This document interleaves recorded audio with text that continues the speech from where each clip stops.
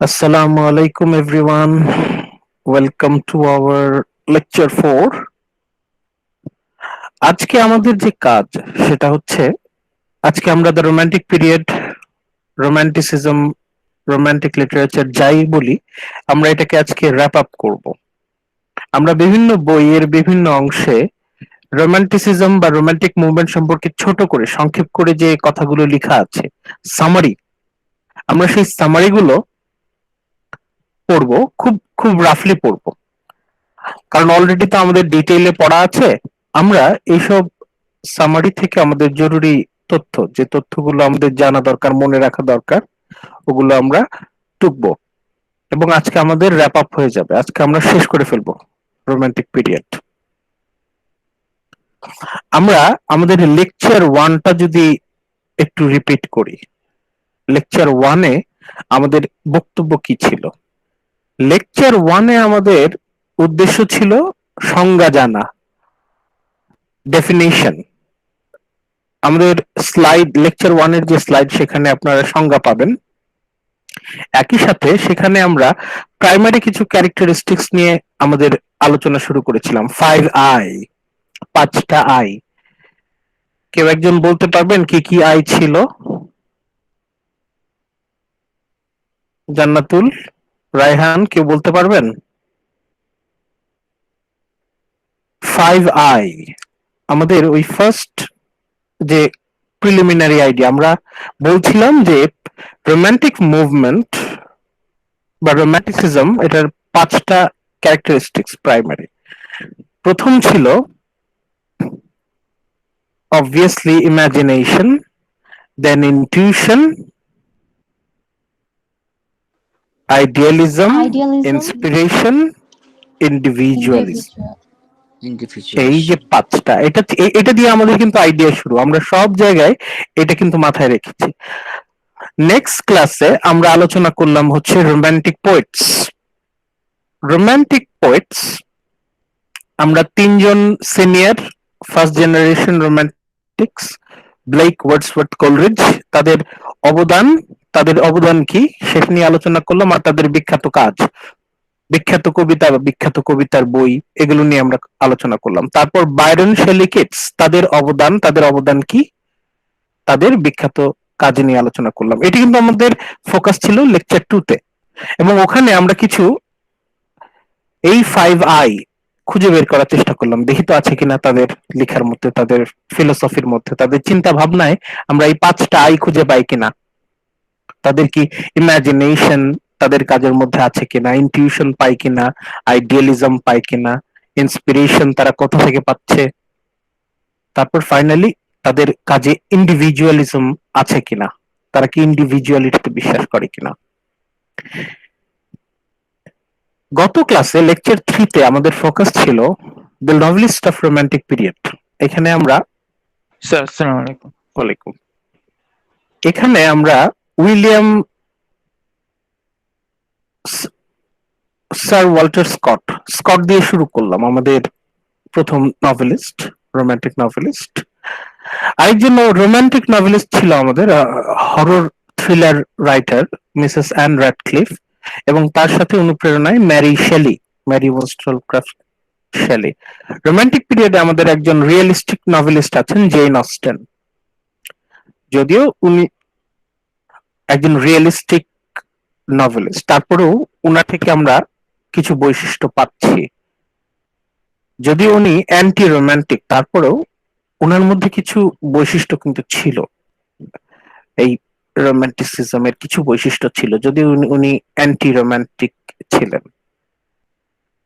ওখান থেকে আমরা কিছু আপডেটেড ক্যারেক্টারিস্টিক্স পেয়েছিলাম রোমান্টিক মুভমেন্ট আর রোমান্টিসিজমের। আজকে আমরা ওই আইডিয়াটাই রিভাইজ করব, মাথায় একদম গেঁথে নেব আর কি, যাতে আমরা পরবর্তীতে খুঁজে বের করতে সুবিধা হয়। আজকে আমরা বিভিন্ন বই স্টাডি করব। হাতে কাগজ কলম রাখেন, খাতা পেন্সিল, অথবা টাইপ করার মতো কোনো একটা ইনস্ট্রুমেন্ট রাখেন যাতে আপনারা টাইপ করতে পারেন। আজকে আমরা ইনফরমেশন কালেক্ট করব বিভিন্ন জায়গা থেকে, বিভিন্ন বই থেকে। এখন আপনাদের সামনে যে পিডিএফ পেজটা দেখতে পাচ্ছেন, এটা হচ্ছে একটা আর্টিকেল, তার চ্যাপ্টার 6।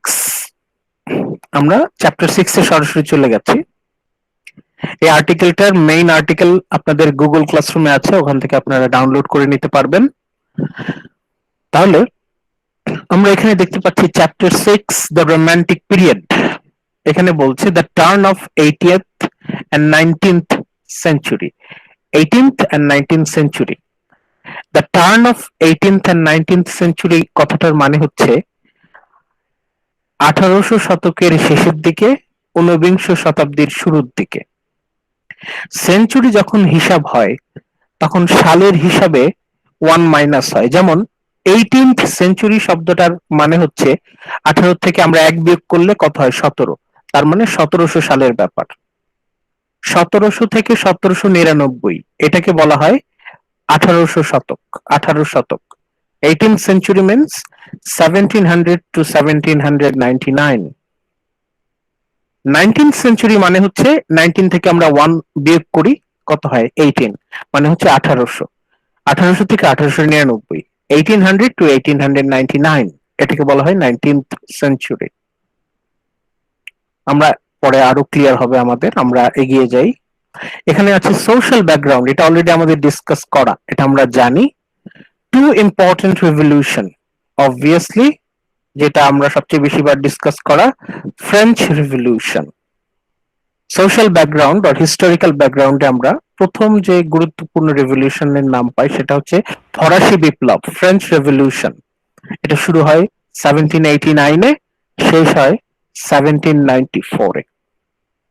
ফ্রেঞ্চ রেভলিউশন খুবই গুরুত্বপূর্ণ একটা আন্দোলন। এই আন্দোলনের স্পিরিট, অনুপ্রেরণায় কিন্তু লিটারেচারের রোমান্টিক মুভমেন্ট আসছে। এটা আমরা অলরেডি জানি, French revolution.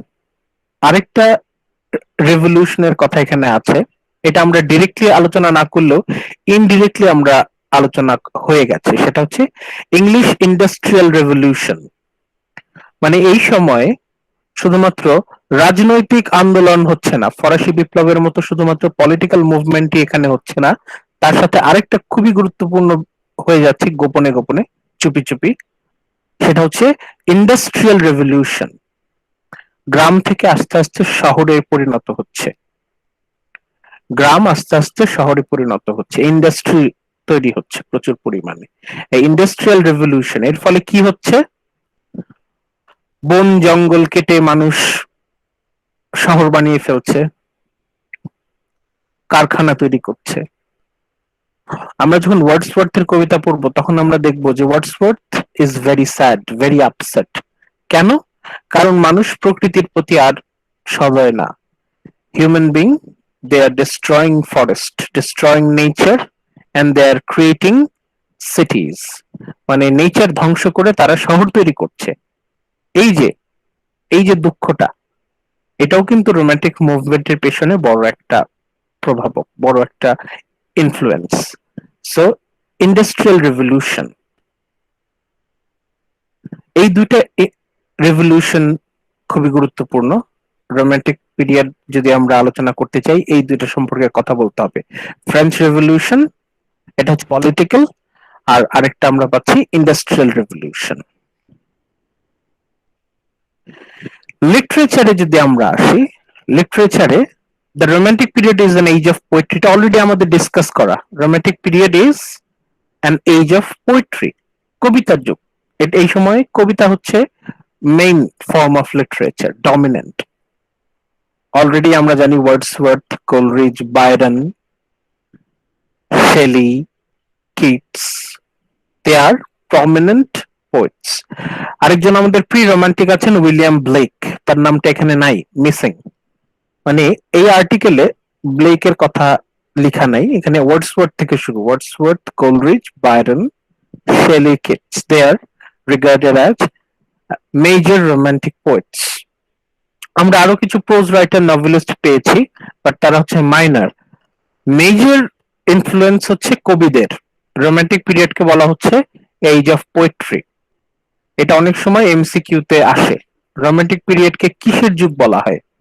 Age of novels, age of criticism, age of poetry? আমাদের অ্যান্সার হবে এজ অফ পোয়েট্রি। এরপর আমাদের রোমান্টিসিজম সম্পর্কে হালকা একটু আলোচনা আছে এখানে, আমি একটু হাইলাইট করলাম, আপনারা দেখতে পাচ্ছেন।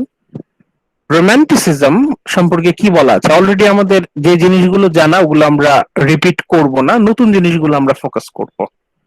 Romanticism, it designates a literary and philosophical theory.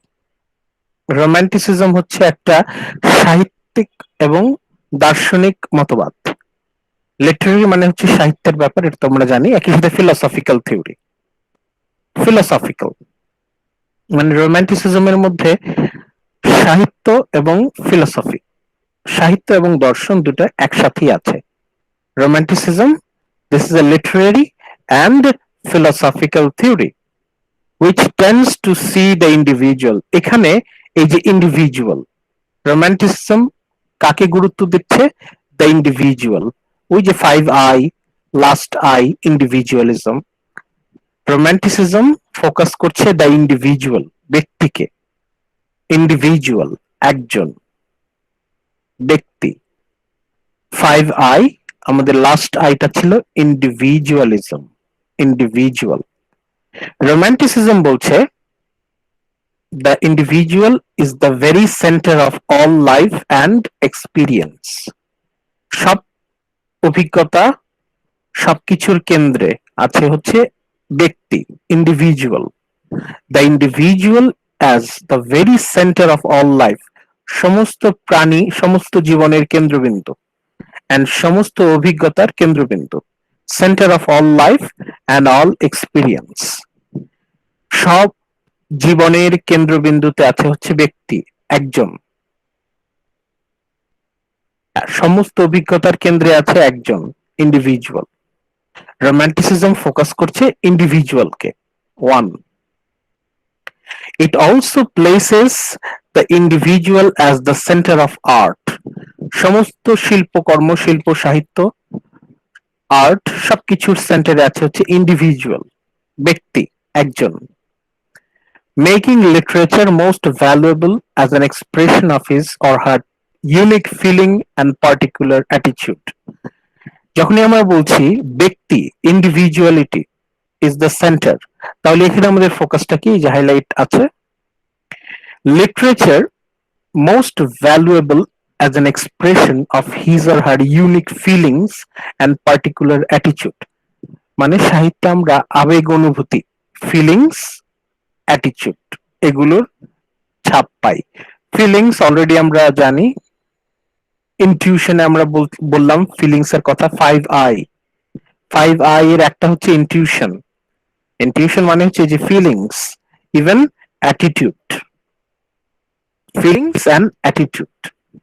এখানে ইনটিউশন না বলে বলছে feelings and particular attitude. Feelings and attitude শুরু কিভাবে হচ্ছে, ইন্ডিভিজুয়ালিটি দিয়ে শুরু করছে, তারপর ফিলিংস অ্যান্ড অ্যাটিটিউডের কথা বলছে। তারপর কি বলছে, nature is not only major source of poetic imaginary. প্রকৃতি হচ্ছে আমাদের one of the main focus. প্রকৃতি, নেচার, নেচার হচ্ছে ইন্সপিরেশন। সমস্ত সাহিত্য, শিল্পকর্মের ইন্সপিরেশন কি? প্রকৃতি, nature. Nature is not only major source of poetic imaginary but also provides the dominant subject matter. বিষয়বস্তু, কবিতা বা গল্প বা উপন্যাসের বিষয়বস্তু কি? বেশিরভাগ ক্ষেত্রে আমরা সবচেয়ে ডমিনেন্ট বিষয়বস্তু পাবো হচ্ছে প্রকৃতি, নেচারকে। শুধুমাত্র স্যার ইমেজিনারি। অনেকে জয়েন করতে পারছে না। কি বলেন? জি স্যার, ওরা মেসেজ করতে অলমোস্ট 3 জন জয়েন করতে পারছে না স্যার। আচ্ছা আচ্ছা, আমি আবারই করছি। সবাইকে কোডটা দিয়ে ট্রাই করতে বলেন, সবাইকে কোডটা দিয়ে ট্রাই করতে বলেন। কোড, এই কোড YHF, এটা কোড, কোড কোড ট্রাই করতে বলেন সবাইকে।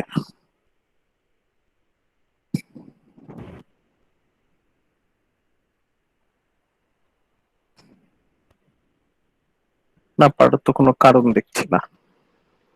স্যার আপনাকে অ্যাডমিট করতে হবে। না স্যার আমাদের লাস্ট ক্লাসেও এরকম হয়েছে, অনেকে জয়েন করতে পারতেছে না, ইভেন ভার্সিটি মেল ইউজ করার পরেও। এই যে একজন জয়েন করলেন এই মাত্র, যদি কেউ তার অফিসিয়ালটা দিয়ে না ঢুকতে পারে তাহলে ই দিয়ে ঢুকুক, জিমেলটা দিয়ে আপাতত ঢুকুক, তারপর আমরা দেখছি পরে কি করা যায়।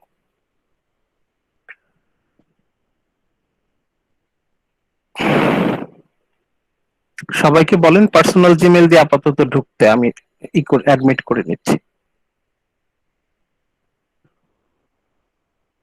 আচ্ছা, এইখানে আমরা এই আর্টিকেলের রোম্যান্টিসিজমের যে সংজ্ঞাটা দেখতে পাচ্ছি, এখানে আমরা কি কি ইনফরমেশন পাচ্ছি, ইনফরমেশন গুলো আমরা লিখে ফেলি। রোম্যান্টিসিজম একটা লিটারেরি থিওরি, সাহিত্যিক থিওরি, দার্শনিক থিওরি। সাহিত্যের ব্যাপার আছে, দর্শনের ব্যাপারও আছে। ইন্ডিভিজুয়াল মানে এখানে ইন্ডিভিজুয়ালিটি, ওই আমাদের 5 এর লাস্ট আই দিয়ে শুরু হচ্ছে। ইন্ডিভিজুয়াল হচ্ছে সবকিছুর কেন্দ্রবিন্দু, individual centre of art, making literature most valuable as an expression of his or হার। এখন ইন্ডিভিজুয়াল, উনি একজন নারী হতে পারেন, পুরুষ হতে পারেন, his or her unique feelings and particular attitude. যখনই আমরা ব্যক্তির কথা বলছি, ইন্ডিভিজুয়ালের কথা বলছি, এখানে তার অনুভূতি আর তার অ্যাটিটিউড। অ্যাটিটিউডের বাংলা কি কেউ বলতে পারবেন? অ্যাটিটিউডের বাংলা ব্যবহার। ব্যবহার হতে পারে, হ্যাঁ ব্যবহার, মনোভাব, আচরণ। আচরণ। আচরণ, টেন্ডেন্সি, হ্যাঁ আচরণটা। এখন টেন্ডেন্সি, আচরণ আর ফিলিংস, আবেগ অনুভূতি। আচরণ, আবেগ, অনুভূতি, এই দুইটাকে যদি আমরা কাছাকাছি রাখি তাহলে এটা কিন্তু ইনটিউশনের কাছাকাছি যায়। আমাদের 5 এর একটা ইনটিউশন। তাহলে আমাদের এখানে পাচ্ছি ইন্ডিভিজুয়ালিজম, ইনটিউশন পাচ্ছি, নেচারকে পাচ্ছি inspiration. Nature is not only a source of poetic imaginary, শুধুমাত্র দৃশ্য না, ব্যাকগ্রাউন্ড না, but also dominant subject matter. এটা খুবই গুরুত্বপূর্ণ একটা বিষয়বস্তু সাহিত্যের, সেটা কবিতা হোক, গল্প হোক। লাস্ট ওরা যে পয়েন্টটা বলছে, romantics also tend to be nationalistic. এটা আমাদের নতুন একটা উপাদান মনে হচ্ছে, কিন্তু এটা কিন্তু আসলে নতুন না। যখনই আমরা বলছি ডেমোক্রেসি, ফার্স্ট ক্লাসে আমরা বলেছিলাম ডেমোক্রেটিক অ্যাটিটিউড, তারপর বললাম যে রেভলিউশন, ফ্রেঞ্চ রেভলিউশন, কথা ছিল যে নতুন একটা সমাজের সৃষ্টি হবে। নতুন সমাজ যখনই তৈরি হবে, নতুন একটা দেশ যখনই তৈরি হবে, তখন কিন্তু দেশাত্মবোধক মনোভাব, ন্যাশনালিজম কিন্তু গ্রো করবে।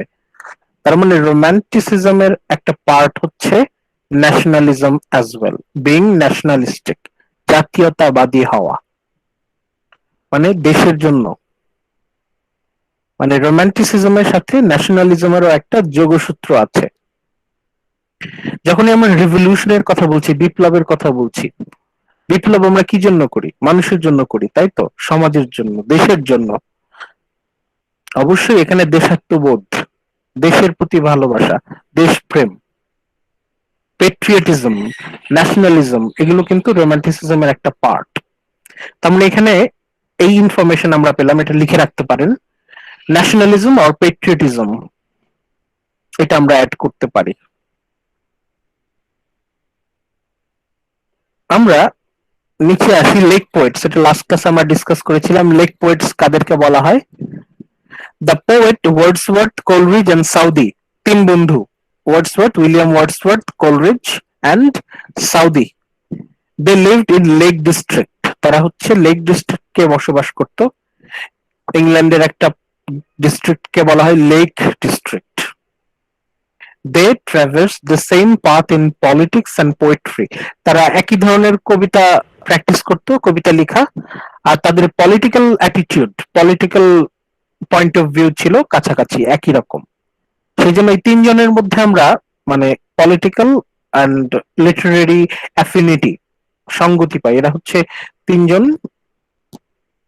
মানে সাহিত্যিক বন্ধু আমরা বলতে পারি, তারা একই সাথে সাহিত্য চর্চা করতেন, তাদেরকে আমরা ডাকছি হচ্ছে lake poets. First inspired by French Revolution, later changed into conservative. তারা প্রথমে বলছে inspired by, first they are inspired by French revolution, already আমরা জানি ওয়ার্ডসওয়ার্থ, কোলরিজ, সাউদি, এরা সবাই তাদের প্রথম জীবনে when they were very young, তারা তিনজনই কিন্তু ফরাসি বিপ্লবের ভক্ত ছিলেন, নেপোলিয়নের ভক্ত ছিলেন। they were inspired by the attitude of Napoleon Bonaparte. French revolution দ্বারা তারা সবাই আকৃষ্ট ছিলেন। তারপর তারা তারা they are frustrated, disappointed. Later they changed it into conservative. পরবর্তীতে বোনাপার্টের প্রতি তাদের আর কোনো বিশ্বাস রইল না এবং তারা কনজারভেটিভ হয়ে গেলেন, রক্ষণশীল। ফ্রেঞ্চ রেভলিউশন, কনজারভেটিজম, এটা কিন্তু টোটালি দুটো আলাদা। ফ্রেঞ্চ রেভলিউশন হচ্ছে ব্রিঙ্গিং সামথিং নিউ, মানে আগের সব কিছু ভেঙে নতুন করে কোনো কিছু তৈরি করা। আর বিইং কনজারভেটিভ মানে হচ্ছে কোনো কিছু সহজে পরিবর্তন করতে না দেয়া, প্রচলিত ধ্যান ধারণা, ট্র্যাডিশনকে রাখা, বলবৎ রাখা, চেঞ্জ না করা। ওয়ার্ডসওয়ার্থ সম্পর্কে অলরেডি আমরা জানি, হালকা করে এখানে রিপিটেশন আছে। ওয়ার্ডসওয়ার্থ কি বলছেন? হিজ ডেফিনিশন অফ পোয়েট্রি, উনি কবিতার সংজ্ঞা দিয়েছেন, যে কবিতার সংজ্ঞা কি, what is the definition of poetry. উনি বলছেন poetry is the spontaneous overflow of the powerful feelings. কবিতা হচ্ছে একদম স্পন্টেনিয়াস, মানে স্বতঃপ্রণোদিত, এমনি এমনি আসবে, একা একা নিজে নিজেই আসবে, স্বতঃস্ফূর্ত প্রবাহ, স্পন্টেনিয়াস ওভারফ্লো। কবিতা হচ্ছে স্বতঃস্ফূর্ত প্রবাহ, এটাতে জোর করে বা শাসন করে কবিতার জন্ম দেওয়া সম্ভব না। কবিতা আসবে হচ্ছে এমনি এমনি, একা একাই, স্বতঃস্ফূর্ত। Poetry is the spontaneous overflow of the powerful feelings. এটা আমরা সেকেন্ড ক্লাসে এবং ফার্স্ট ক্লাসে, দুই ক্লাসে আমরা আলোচনা করেছি যে ওয়ার্ডসওয়ার্থ উনি কবিতার সংজ্ঞা দিচ্ছেন, এটা হচ্ছে মানে পাওয়ারফুল ফিলিংস, আমাদের মানে প্রবল যে আবেগ, মানে শক্তিশালী অনুভূতি, সেগুলোর স্পন্টেনিয়াস ওভারফ্লো, স্বতঃস্ফূর্ত প্রবাহ। মানে আমরা যদি ফিলিংস ফিল না করি তাহলে কিন্তু আমরা কবিতা লিখতে পারবো না। পোয়েট্রি হচ্ছে ফ্লো অফ আওয়ার ফিলিংস, আমাদের অনুভূতিটাকে আমরা যদি মানে লিখে রাখতে পারি, কম্পোজ করতে পারি, সেটাই হবে হচ্ছে poetry. And poetry originates from emotion recollected in tranquility. এবং কবিতাটা লিখতে হয় হচ্ছে ইমোশন রিকালেক্টেড ইন ট্রাঙ্কুইলিটি, যখন আমাদের মন স্থির থাকে, যখন আমরা একজন ধীর, স্থির, শান্ত, তখন আমরা উই রিকালেক্ট, আমরা স্মরণ করি, উই রিমেম্বার, এবং তখন আমরা কবিতাটা লিখি। রিকালেক্টেড ইন ট্রাঙ্কুইলিটি, এটা হচ্ছে আপনারা পরবর্তীতে যখন critical theory and literary criticism কোর্সটা নেবেন তখন ওইখানে আপনাদের এই সংজ্ঞাটা আসবে, ওটা আপনাদের স্টাডি করতে হবে। ওয়ার্ডসওয়ার্থ কবিতার সংজ্ঞা দিচ্ছেন, poetry is the spontaneous overflow of powerful feelings and emotion recollected in tranquility. Sir, হ্যাঁ বলেন। স্যার এখনো কয়েকজন জয়েন করতে পারতেছেন? বলেন, ওদেরকে বলেন ওদের পার্সোনাল দিয়ে ট্রাই করতে, কারণ এটা তো হওয়ার কথা না। আমি দেখি আরেকবার লিঙ্কটা দিচ্ছি।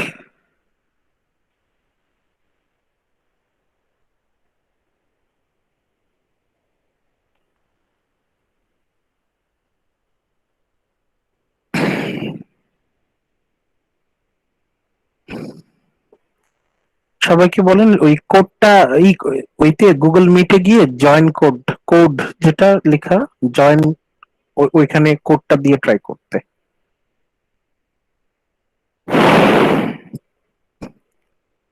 ওয়ার্ডসওয়ার্থকে আমরা মানে what is the meaning of tranquility? Tranquility মানে হচ্ছে শান্ত, শান্তি। ট্রাঙ্কুইলিটি আমরা বাংলা হচ্ছে শান্তি, শান্ত, ধীর স্থির পরিবেশ আর কি, যখন মনের মধ্যে কোনো অস্থিরতা নাই, when we are very calm, quiet, যখন আমাদের মন শান্ত থাকে ওই অবস্থাটাকে আমরা বলি ট্র্যাঙ্কুইলিটি। ওয়ার্ডসওয়ার্থকে আমরা বলছি নেচার পোয়েট, প্রকৃতির কবি, দ্য পোয়েট অফ নেচার। এটা অলরেডি আমাদের সেকেন্ড লেকচারে আমাদের discussed. Working in collaboration with Coleridge in lyrical ballads, এটা দুইজন মিলে লিরিক্যাল ব্যালেডস পাবলিশ করেছিলেন। ভেরি ইম্পর্টেন্ট, এটা বারবার করে বলছি। লিরিক্যাল ব্যালেডস তার মানে রোমান্টিসিজম আর রোমান্টিক মুভমেন্টের সাথে এই যে পাবলিশড বুকটা lyrical ballads, a collection of poems, এটা কিন্তু খুবই ইম্পর্টেন্ট। মানে রোমান্টিক মুভমেন্ট মানেই হচ্ছে লিরিক্যাল ব্যালেডস এর প্রসঙ্গ আসবে। লিরিক্যাল ব্যালেডস এটা পরে আমরা আরো পাবো। কোলরিজ সম্পর্কে আমরা অলরেডি ডিসকাসড আছে। তার বিখ্যাত কাজগুলোর মধ্যে আছে Kubla Khan, Christabel and rime of ancient mariner. এই লাস্টের যে লেখাটা the rime of ancient mariner, এটাই হচ্ছে তার একমাত্র কমপ্লিট কাজ, মানে পরিপূর্ণ, মানে একদম ভালোভাবে শেষ করা একটা কবিতা। দুঃখজনকভাবে ক্রিস্টাবেল, কুবলা খান এই দুইটাই হচ্ছে ইনকমপ্লিট, উনি কমপ্লিট করতে পারেন নাই। কেন কমপ্লিট করতে পারেন নাই সেটা একটা বড় গল্প। এটা আপনারা যখন রোমান্টিক লিটারেচার 1 কোর্স করবেন সেখানে ওইখানে আপনারা এক্সপ্লেনেশনটা পাবেন। তবে এখানে আমরা আপাতত এটুকুই জানি যে Coleridge couldn't complete Kubla Khan and Christabel, এই দুইটা উনি কমপ্লিট করতে পারেন নাই, শুধু এটাই উনি কমপ্লিট করতে পেরেছিলেন, রাইম অফ এনশিয়েন্ট ম্যারিনার। কোলরিজকে আমরা বলছি হচ্ছে supernatural poet, poet of supernatural elements. Byron আমাদের পোয়েট, ওই সময়কার বেশ বিখ্যাত একজন কবি এবং স্যাটিরিস্ট। উনি হচ্ছেন সমাজকে ক্রিটিসাইজ করে, ব্যঙ্গ করে উনি বিভিন্ন লেখা লিখতেন। বাইরন পোয়েটের থেকে একজন স্যাটিরিস্ট হিসেবে উনি বেশি পরিচিত। ওনার বিখ্যাত কাজগুলোর মধ্যে আছে Don Juan, Childe Harold, pilgrimage. Shelley, Percy Bysshe Shelley, শেলিকে আমরা বলছি রেবেল পোয়েট, বিদ্রোহী কবি। ওনার বিখ্যাত কাজগুলোর মধ্যে আছে প্রমিথিউস আনবাউন্ড, এটা একটা কবিতার বই। Ode to the west wind, এটা হচ্ছে বিখ্যাত একটা কবিতা, এটা আপনাদের সিলেবাসে আছে, আপনারা পড়বেন, রোমান্টিক লিটারেচার 2 তে পড়বেন। কিটস, স্যার এটা কিটস আমাদের পড়া শেষ হয়ে গেছে। হ্যাঁ, অনেকেরই শেষ হয়নি, অনেকেই পড়বে, কেউ কেউ, কারো কারো শেষ হয়নি, কেউ কেউ করে ফেলছেন আর কি। কিটস, কিটস সম্পর্কে আমরা জানি Keats poet of beauty, poet of sensuousness. His mature and important ode to a nightingale, ode on a Grecian urn, আরো আছে টু অটম। কিটস, এখানে তার কিছু বিখ্যাত কবিতার নাম আছে। প্রোজ রাইটারদের কথা এখানে আছে, হ্যাজলিট, লেইহান্ট, তাদের নাম আমরা আলোচনা করি নাই। হ্যাজলিট, লেইহান্ট তারা হচ্ছে মাইনর প্রোজ রাইটার, এটা লিখে রাখতে পারেন, হ্যাজলিট, লেইহান্ট। তবে থমাস ডে কুইন্সি, এর এর একে আমরা এর কথা আমরা শুনেছি, ডে কুইন্সি। ডে কুইন্সির সবচেয়ে বিখ্যাত কাজ হচ্ছে the confessions of an English opium eater. Opium মানে হচ্ছে আফিম, ড্রাগ। ওনাকে বলেছিলাম যে উনি হচ্ছেন একজন ড্রাগ অ্যাডিক্টের পয়েন্ট অফ ভিউ থেকে, মানে একজন মানুষ যখন অ্যাডিক্টেড হয় তখন তার চিন্তা ভাবনা কেমন হয়, এটা নিয়ে তার কিছু কাজ আছে, সেটাই confession of opium eater. Charles lamb, last ক্লাসে আমরা তার ছবি দেখেছিলাম, এবং হিজ এসেইস অফ এলিয়া, এটাও তার একটা কাজ। এগুলো হচ্ছে গদ্য কাজ, মানে গদ্যতে লেখা। জেন অস্টেন অলরেডি আমরা চিনি তাকে। ওনার কবিতার বিষয়বস্তু কি? Love and marriage. ওনার রিয়েলিস্টিক নভেলে আমরা সেন্ট্রাল ফোকাসটা পাই হচ্ছে লাভ অ্যান্ড ম্যারেজ। আসলে এখানে লাভ বলতে রোমান্টিক লাভ না, এটা হচ্ছে realistic love between a matured man and women in realistic society. আর ম্যারেজ, তার সবচেয়ে বিখ্যাত কাজগুলোর মধ্যে Pride and Prejudice, Sense and Sensibility, এটা অলরেডি আমরা জানি। তো জেন অস্টেন আমাদের রিয়েলিস্টিক নভেলিস্ট, তাকে কিন্তু আমরা বলছি realistic novelist of romantic period, কারণ উনি অ্যান্টি রোমান্টিক ছিলেন, উনি ছিলেন anti sentimentalist. Walter Scott, sir Walter Scott already আমরা জানি আর romantic historical novelist, not only রোমান্টিক্যাল but also historical. ওনার বেশ কিছু নভেল আমরা পাচ্ছি ইতিহাস ভিত্তিক, হিস্টোরিক্যাল, হিস্ট্রি, ইতিহাস হচ্ছে বিষয়বস্তু। আইভানহো অলরেডি আমরা এই নামটা জানি। এখানে আমরা এই আর্টিকেলে এই ইনফরমেশন গুলা পাচ্ছি। রোমান্টিক পিরিয়ড বা রোমান্টিক মুভমেন্ট বলতে এই জিনিসগুলো আছে খুব সংক্ষেপে। এরপরে আপনাদের মধ্যে কেউ একজন এই সামারিটা পড়েন, এখানে দুইটা প্যারা আছে, কেউ একজন পড়েন।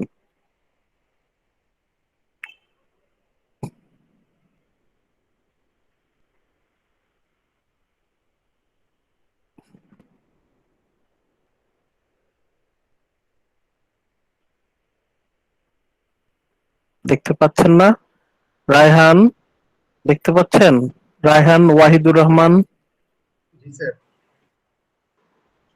নো স্যার, এখন দেখা যাচ্ছে না, একটু আগে দেখা গিয়েছিল।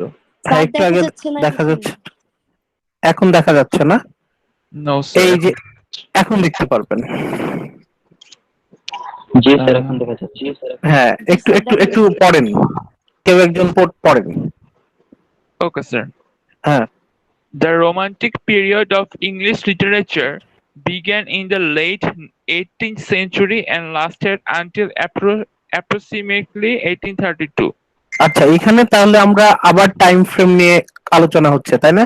লেট 18 সেঞ্চুরি, 1800 শতকের শেষের দিকে শুরু হচ্ছে। আমরা জানি 1798 পাবলিশড হলো লিরিক্যাল ব্যালেডস, ওখান থেকে আর বলছে লাস্টেড আনটিল অ্যাপ্রক্সিমেটলি 1832। লিখে রাখেন 1832, এই টাইমটা কাজে লাগতে পারে। তারপর কন্টিনিউ করেন। In general, Romantic literatures can be characterized by its personal nature, its strong use of feeling, its abundant use of symbolism, and its exploration of nature and the supernatural. আচ্ছা, এখানে দেখেন পয়েন্টগুলো কি কি, পয়েন্টগুলো একটু দেখেন তো, পয়েন্টগুলো একটু কি করেন পড়তে পড়তে, মানে আমাদের যে ইনফরমেশন পয়েন্টগুলো একটু আমাদের একটু শেয়ার করেন। যেমন in general romantic literature can be characterize by, এখানে ক্যারেক্টারিস্টিক্স কিন্তু চলে আসছে, personal nature, personal nature. Personal nature বলতে এখানে কি বোঝাতে পারে? এখানে নেচার, এখানে নেচার মানে কিন্তু প্রকৃতি না, এখানে নেচার মানে হচ্ছে বৈশিষ্ট্য। নেচারের নেচারের দুইটা অর্থ আছে, একটা নেচার মানে হচ্ছে এটা ওর নেচার, ওর এটা হচ্ছে ওর বৈশিষ্ট্য, আর একটা হচ্ছে প্রকৃতি, এখানে হচ্ছে ক্যারেক্টারিস্টিক্স। পার্সোনাল নেচার মানে হচ্ছে ব্যক্তিগত বৈশিষ্ট্য। এখানে রোমান্টিক পিরিয়ডের নিজস্ব বৈশিষ্ট্য কি, এই যে এটা এটা হচ্ছে আপনারা লিখে রাখেন, এটা তো অলরেডি আমাদের আছে, কমন পড়বে আর কি। It's strong use of feeling, emotion, feeling. তারপরে পড়েন,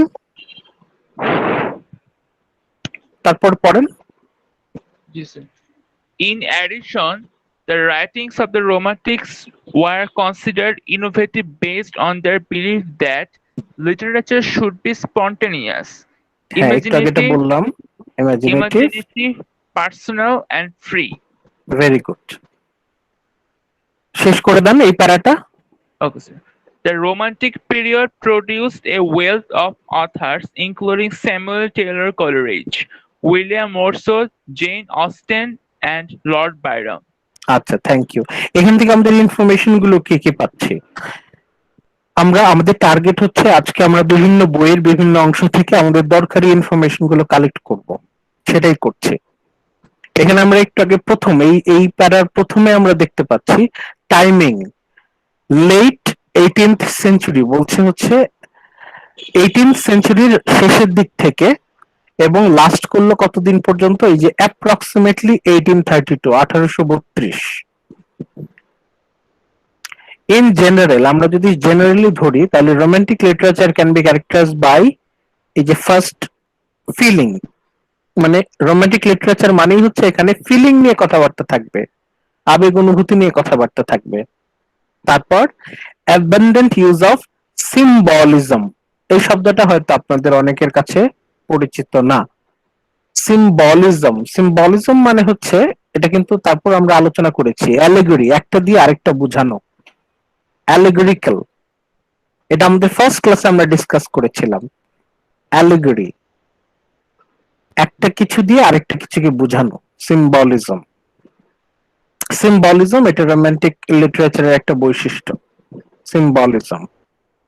and is exploration of nature, অবশ্যই নেচার তো থাকবেই, প্রকৃতি, এখানে নেচার মানে আবার প্রকৃতি। অ্যান্ড দ্য সুপার ন্যাচারাল, আমরা সুপার ন্যাচারালের বেশ কয়েকজন বিখ্যাত লেখক লেখিকাদের পেয়েছি। প্রথম সুপার ন্যাচারাল রাইটার আমরা বলছি স্যামুয়েল টেইলর কোলরিজকে। বলছি super natural poet of super natural elements. এরপর আমরা নভেলে এসে পাচ্ছি মিসেস অ্যান র্যাডক্লিফকে, সুপার ন্যাচারাল নভেলিস্ট। তারপর ম্যারি শেলিকে পাচ্ছি, ম্যারি শেলি। তাহলে নেচার অ্যান্ড সুপার ন্যাচারাল। আরো কি, in addition the writings of the romantics were considered innovative কিভাবে, ইনোভেটিভ শব্দটার মানে কি? নতুন কিছু ইনোভেটিভ আবিষ্কার শব্দটার মানে হচ্ছে অথবা নতুনত্ব। সামথিং নিউ, হ্যাঁ নতুন, অভিনব, নতুন, ক্রিয়েটিভ, অন্য অন্য something new, something unique, something new, based on their belief, তাদের কোন বিশ্বাস? The literature should be spontaneous, একটু আগে বললাম, একটু আগে আমরা শেক্সপিয়ারের একটা ওয়ার্ডসওয়ার্থের একটা আমরা পড়লাম, সংজ্ঞা পড়লাম, সেটা ছিল এই যে poetry is the spontaneous overflow of powerful feelings. ওইটাই কিন্তু এখানে আমাদের রিপিট হচ্ছে, লিটারেচার শুড বি স্পন্টেনিয়াস, মানে জোর করে শাসন করে একদম ডিসিপ্লিন অ্যাটিটিউড দিয়ে কিন্তু সাহিত্য হয় না। সাহিত্য হতে হবে হচ্ছে স্বতঃস্ফূর্ত, একা একাই হবে, নিজেই হবে, এটাকে জোর করে হয় না, জোর করে সাহিত্য হয় না। Literature should be spontaneous. Imaginative, already আমরা 5i এর একটা অলরেডি জানি, ইমাজিনেশন, এটা ডিসকাস করার মতো কিছু নাই। পার্সোনাল শব্দটার সাথে আমরা পাচ্ছি যে ইন্ডিভিজুয়ালিজম, সেই যে লাস্টটা 5i এর লাস্টটা ইন্ডিভিজুয়ালিজম, সেই হচ্ছে পার্সোনাল, মানে হচ্ছে point of view of one person. And free শব্দটার সাথে আমাদের ফ্রেঞ্চ রিভলিউশনের কানেকশন আছে, মুক্তি, freedom, independence. Without independence literature cannot be written, সাহিত্য চর্চা সম্ভব না। সাহিত্য চর্চা করতে চাইলে স্বাধীনতার প্রয়োজন। এই স্বাধীনতার অনুপ্রেরণা, ইন্সপিরেশন কোত্থেকে আসছে? ফ্রেঞ্চ রেভলিউশন থেকে। এরপর লাস্ট লাইনে আমরা কি পাচ্ছি? The romantic period produced a wealth of authors. এখানে কয়েকজন বিখ্যাত রোমান্টিক পোয়েটস এন্ড নভেলিস্টের নাম আছে। Samuel Taylor Coleridge, a very prominent romantic poet, William Wordsworth, Jane Austen, Lord Byron. আচ্ছা, এরপরে আমরা যদি সেকেন্ড প্যারাগ্রাফে আসি, এটাও কেউ একজন পড়েন, অন্য কেউ একজন পড়েন। স্যার আমি পড়ি। হ্যাঁ পড়েন। It was during the Romantic period that Gothic literature was born. Traits of Gothic literature are dark and gloomy, settings and characters and situations that are fantastic, grotesque, wild, savage, mysterious, and often melodramatic. Two of the most famous Gothic novelists are Anne Radcliffe. Sir, Noreen is. Sorry, sir slide চলে গেছে। Norin Akter. Slide চলে গেছে? জি, কেউ একজন কিছু একটা pin করেছে and এখন স্লাইড চলে গেছে। স্যার নরিন প্রেজেন্ট দিচ্ছে সবার, ওটা স্টপ করতে বলেন। ও আচ্ছা আচ্ছা।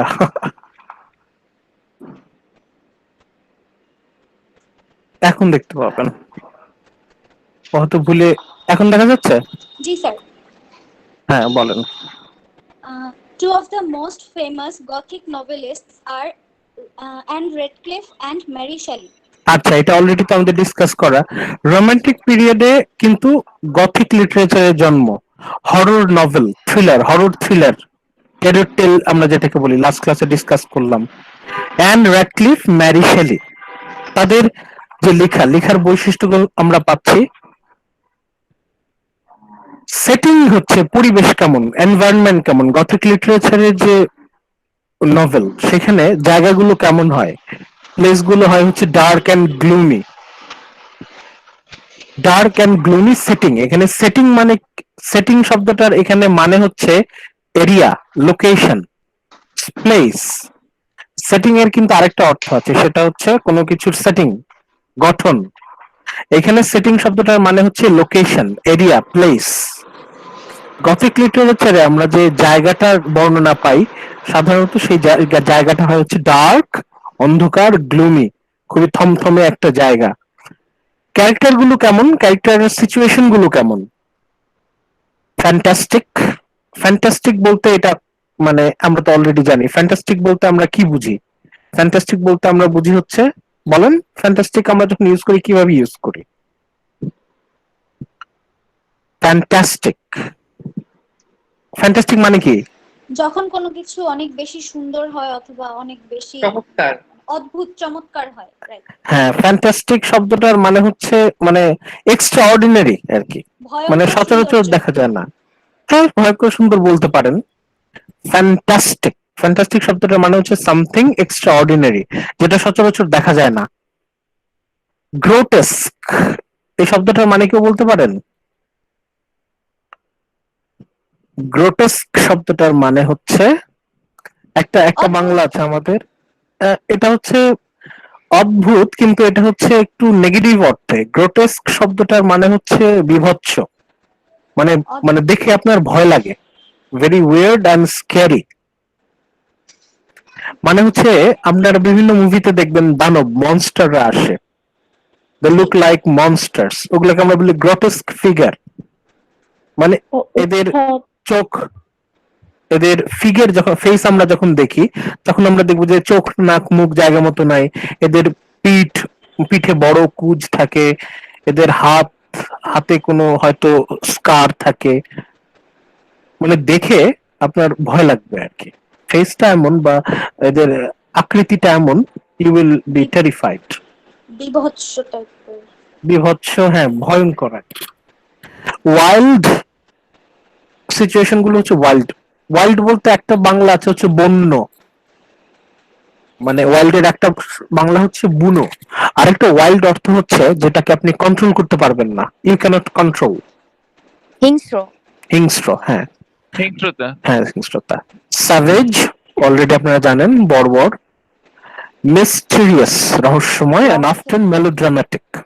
এবং এখানে প্রচুর মেলোড্রামা পাবেন আমরা, আপনারা। গথিক লিটারেচার মানে হচ্ছে এখানে মেলোড্রামা পাবেন।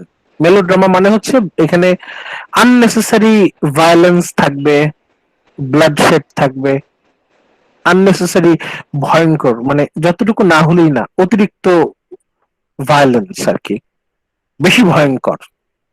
এগুলো হচ্ছে আমাদের গথিক লিটারেচারের ক্যারেক্টারিস্টিক্স। এই যে এইটুকু হচ্ছে গথিক লিটারেচারের আমরা খুব অল্প কথায় গথিক লিটারেচারের বৈশিষ্ট্য পাচ্ছি। কারা প্র্যাকটিস করতেন? অ্যান র্যাডক্লিফ প্র্যাকটিস করতেন, ম্যারি শেলি প্র্যাকটিস করতেন। তাহলে এখানে দেখেন খুব অল্প কথায় কিন্তু রোমান্টিক পিরিয়ডের আপনারা একটা ব্যাখ্যা পাচ্ছেন। মানে যদি কোনো ভাইভা বোর্ডে বা ইন্টারভিউ বোর্ডে যদি আপনাকে জিজ্ঞেস করে যে রোমান্টিক পিরিয়ড মানে কি, সংক্ষেপে বোঝাতে, এখানে কিন্তু মোটামুটি ধরেন 60% ইনফরমেশন কিন্তু আছে, কিন্তু আরো কিছু অ্যাড করতে হবে। আমাদের টার্গেট থাকবে আমরা অল্প কথায় অনেক কিছু বোঝানোর চেষ্টা করব। একটু আগেও কিন্তু আমরা পড়লাম অল্প কথা, এগুলো কিন্তু সব অল্প কথায়। এই যে এখানে আমরা যে রোমান্টিসিজম পেলাম, এটাও কিন্তু অল্প কথায় লেখা। আমরা এইটাতে আসি। এখানে আমরা একটা ছবি দেখতে পাচ্ছি, মাদার, মায়ের কোলে ছেলে। ওপরে দেখেন লেখা রোমান্টিসিজম 1798 to 1870। এটা কিন্তু দেখা যাচ্ছে না? দেখা যাচ্ছে স্যার। একটু একটু একটু ওয়েট করেন, দেখেন আসবে। এখন আসার কথা, দেখা যাওয়ার কথা, কারণ এটা প্রেজেন্ট হচ্ছে তো।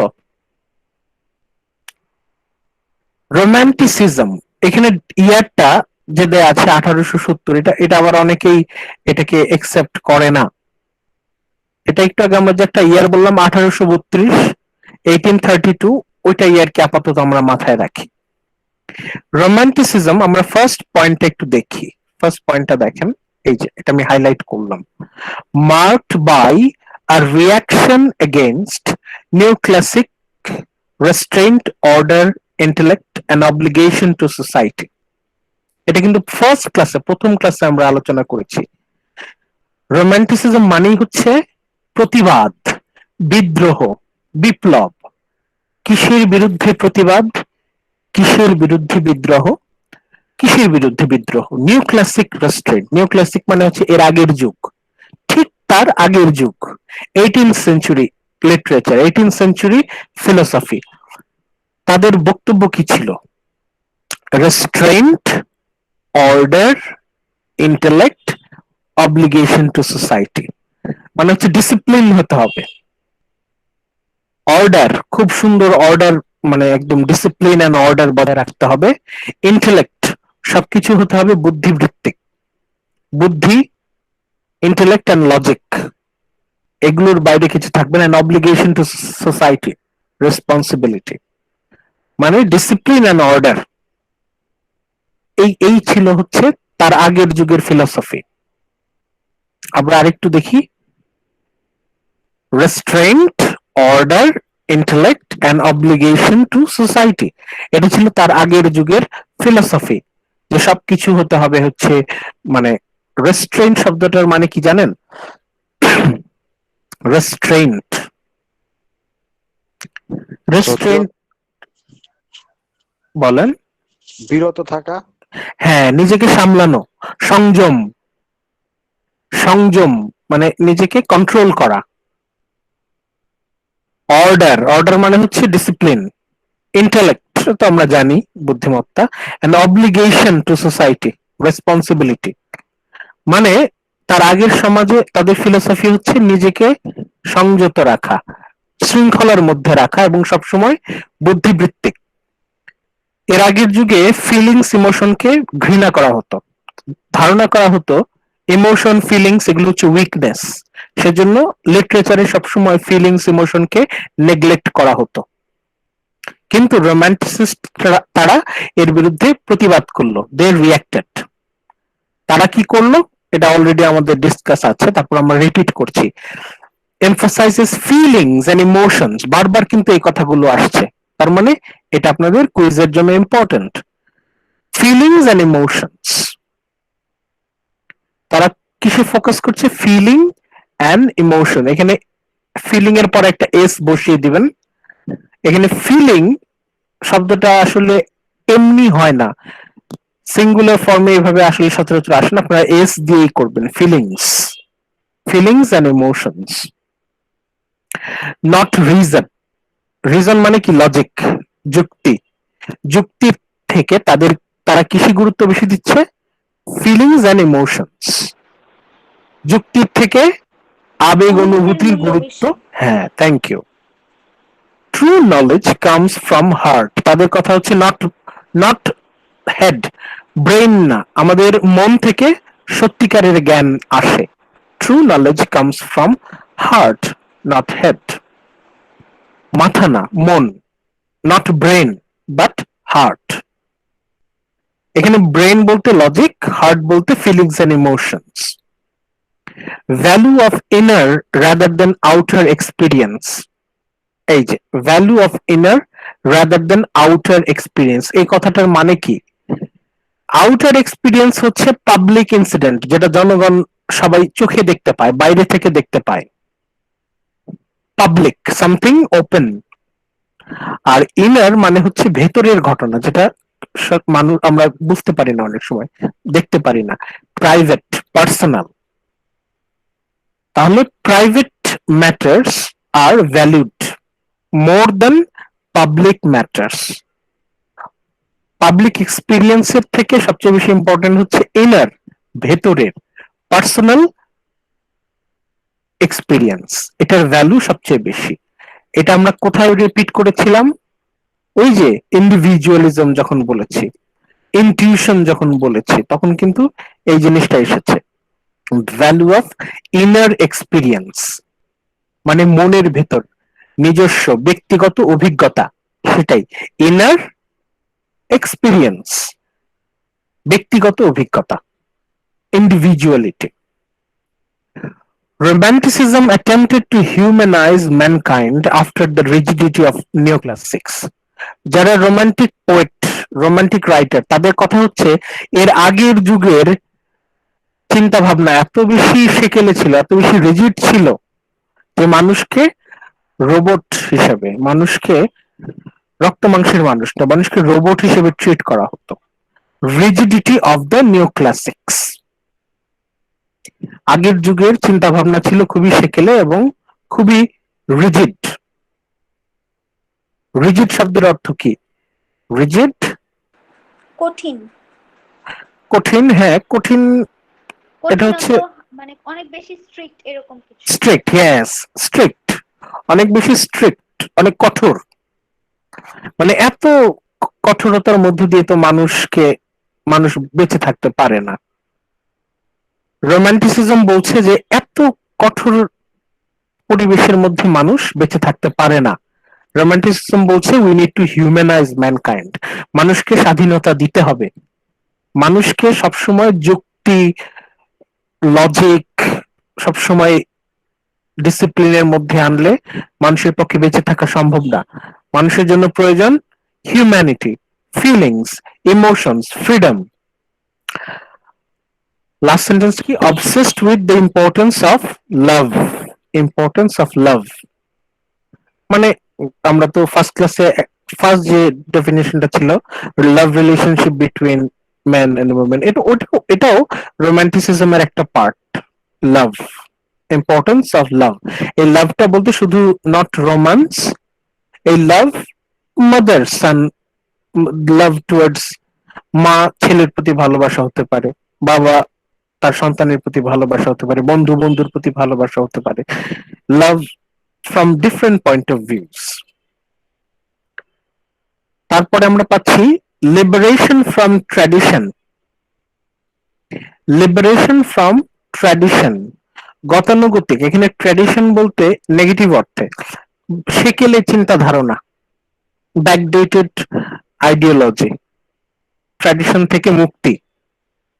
ফ্রিডম, লিবারেশন, লিবারেশন মানে হচ্ছে এখানে আমরা বুঝছি ফ্রিডম, ইন্ডিপেন্ডেন্স, স্বাধীনতা। কোথা থেকে মুক্তি?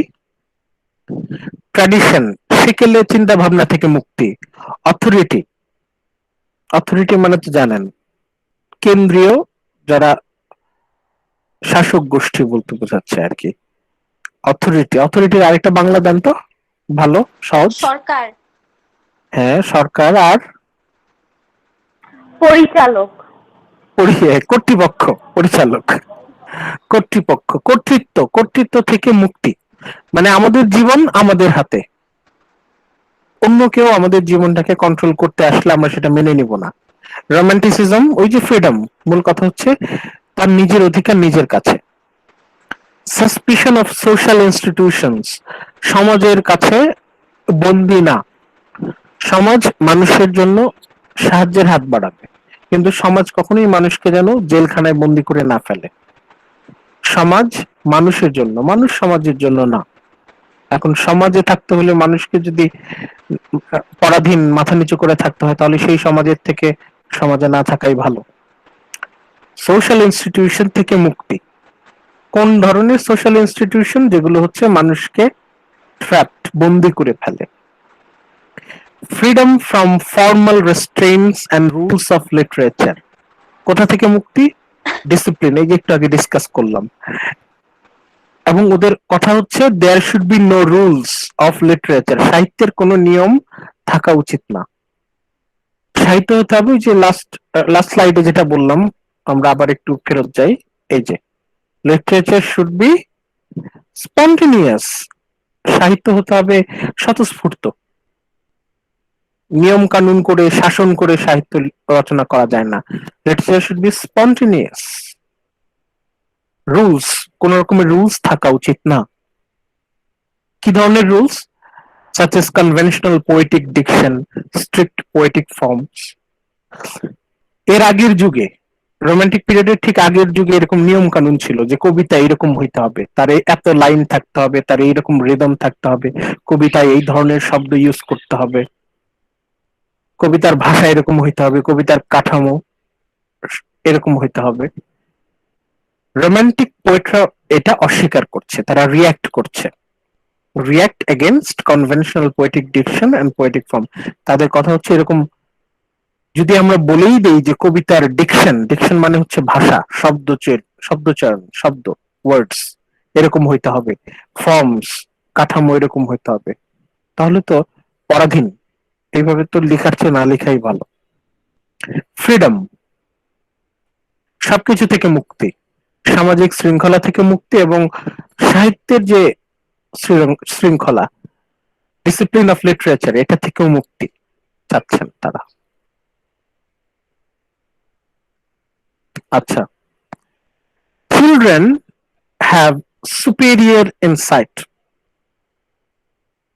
আমরা যখন উইলিয়াম ব্লেককে নিয়ে পড়েছি তখন তাকে আমরা বলেছি অ্যান ইটার্নাল চাইল্ড, মানে সে এমন দেখে বয়স্ক মনে হয় কিন্তু মনটা শিশুর মতো।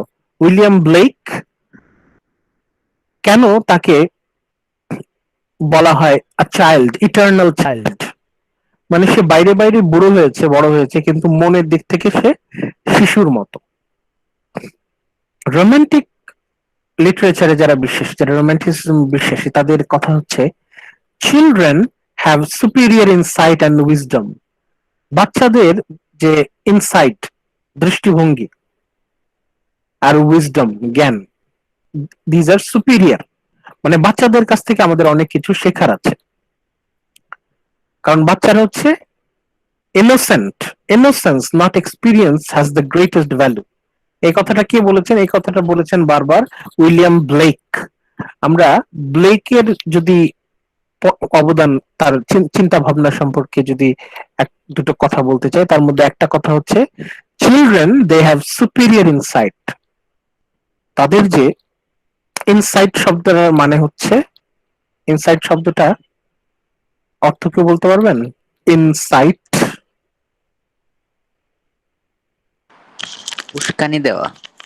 ওটা হচ্ছে, ওটা হচ্ছে আরেকটা শব্দ, ওটা হচ্ছে আইএনসিআইটি, ওটা আলাদা বানান। এখানে ইনসাইট, এখানে দেখেন দুইটা শব্দ আছে, একটা হচ্ছে ইন, ভেতরে, আর হচ্ছে সাইট, দৃশ্য, ভেতরে দেখা, মানে একটা কিছু আপনার মনের ভিতর, অন্তর্দৃষ্টি, হ্যাঁ অন্তর্দৃষ্টি, প্রতিফলন, মানে একটা জিনিস আপনার মনের ভিতরে সেটার প্রতিচ্ছবি কেমন। যেমন আপনি একটা পেইন্টিংস চোখের সামনে দেখলেন এবং সেই ছবিটা আপনার মনের মধ্যে গেঁথে গেল, সেই ছবি আরেকজন দেখলো, আপনার মতো হুবহু সে কিন্তু দেখবে না, সে অন্যভাবে দেখবে, কারণ দুইজনের অন্তর্দৃষ্টি আলাদা, দুইজনের ভেতরে যে প্রতিফলন সেটা আলাদা। ছোট বাচ্চারা তো ইনোসেন্ট, মানে সাধারণত, যদি আপনারা বলতে পারেন এখনকার বাচ্চারা অনেক পাকনা, তাদেরকে কন্ট্রোল করা যায় না, বাট সাধারণত বাচ্চারা যতই দুষ্ট হোক না কেন, বাচ্চাদের মধ্যে একটা ইনোসেন্স কাজ করে, যেটা হয়তো অনেক অনেক বড়দের মধ্যে সেটা আর থাকে না। সেই জন্য বাচ্চাদের থাকে হচ্ছে সুপিরিয়র ইনসাইট এন্ড উইজডম, এবং ওদের চিন্তা ভাবনা পরিষ্কার থাকে বেশিরভাগ ক্ষেত্রে। Innocence not experience has the greatest value. অতএব এখান থেকে আমরা একটা ইনফরমেশন পাচ্ছি, এইটা হচ্ছে আমাদের একটা ইম্পর্টেন্ট ইনফরমেশন। ইনোসেন্স, নিষ্পাপ অবস্থা, নিষ্পাপ, ইনোসেন্ট থেকে ইনোসেন্স। ইনোসেন্ট শব্দটার অর্থ হচ্ছে নিষ্পাপ, আর ইনোসেন্স শব্দটার মানে কি তাহলে? এটা তো নাউন, এটা কি তাহলে বাংলা হবে? নিষ্পাপ মাসুম। অবস্থা আর কি। হ্যাঁ হ্যাঁ, অবস্থা, শিশু সুলভ। শিশু সুলভ, নিষ্পাপ অবস্থা। যেহেতু এটা হচ্ছে নাউন, ইনোসেন্স, দেখেন সেন্স, ইনোসেন্ট। আমরা যদি মাসুম নিষ্পাপ বলি ওটা হচ্ছে ইনোসেন্ট টি, আর এটা হচ্ছে ইনোসেন্স সিই, নিষ্পাপ অবস্থা। তাহলে রোমান্টিসিজমে ইনোসেন্সের গুরুত্ব বেশি এক্সপিরিয়েন্সের চাইতে। এখানে এক্সপিরিয়েন্স শব্দটা একটা অর্থ হচ্ছে অভিজ্ঞতা, এখানে অভিজ্ঞতা অর্থ না বলে এখানে এক্সপিরিয়েন্স শব্দটার মানে হচ্ছে মানে দেখতে দেখতে দেখতে দেখতে যখন আমরা বুড়ো হয়ে যাই তখন আমাদের চোখে রঙিন জিনিস আর রঙিন লাগে না, সাদা কালো মনে হয়। ছোটবেলায় আমরা যখন মাঠে খেলতাম তখন মাঠটা অনেক বেশি সবুজ লাগতো, অনেক বেশি বড় দেখা যেত। আমরা যখন বাগানে যেতাম তখন ফুলগুলো আরো বেশি সুন্দর লাগতো। এখন বড় হয়ে যাওয়ার পর দেখা যায় রঙিন জিনিসও সাদা কালো লাগে।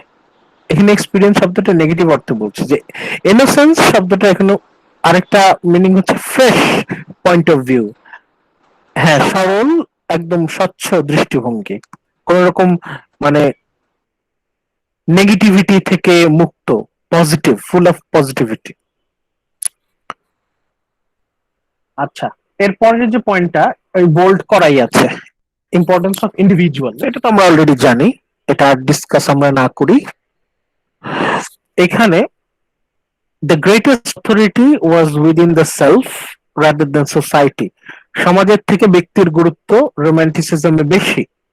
what all human beings share was uniqueness, প্রতিটা মানুষ হচ্ছে ইউনিক। everyone matters, সবাই সবার থেকে আলাদা। রোমান্টিসিজমের কথা হচ্ছে সবার মধ্যে ইউনিকনেস কাজ করে, সবার মধ্যে ইউনিকনেস আছে, আমাদেরকে সেটা খুঁজে বের করতে হবে। enthusiasm for ordinary people or the common man, এবং এটা করতে গিয়ে এই যে দেখেন কি সুন্দর করে একটা শব্দ একটা সেন্টেন্স লেখা, দা এলিয়েনেটেড হিরো। বিচ্ছিন্ন, এলিয়েনেটেড শব্দটা আসছে হচ্ছে এলিয়েন থেকে, ভিনগ্রহী। এলিয়েনেটেড শব্দটার মানে হচ্ছে বিচ্ছিন্ন, আলাদা, একা। রোমান্টিসিজমে যখনই আমরা ইন্ডিভিজুয়ালকে স্টাডি করছি তখন প্রতিটা মানুষই একা, সেপারেটেড, আলাদা। প্রত্যেকেই hero, everyone is hero and everyone is alone, lonely, alienated. তারপরও ফোকাস করা হচ্ছে একজন মানুষে, নট পাবলিক, ইন্ডিভিজুয়াল। জনগণ গুরুত্বপূর্ণ নয়, গুরুত্বপূর্ণ হচ্ছে ব্যক্তি, একজন মানুষ। যখনই আমরা একজন মানুষকে ব্যাখ্যা করছি তখন তাকে আমরা পাচ্ছি as an alienated hero, a lonely protagonist, একজন একা নায়ক বা নায়িকা আমরা যাই বলি, that person appears to be alienated, lonely.